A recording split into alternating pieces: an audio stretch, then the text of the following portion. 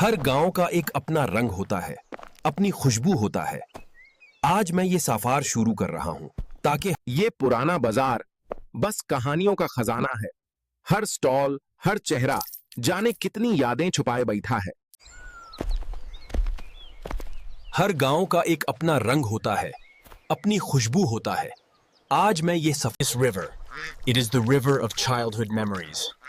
With every wave, a story flows which only the heart can hear. ये दरिया बचपन की यादों का दरिया है। हर लहरी के साथ एक कहानी बहती है। ये तालाब, कितनी यादें हैं इसमें। बचपन के दिन, पानी की मस्ती, गांव का मेला।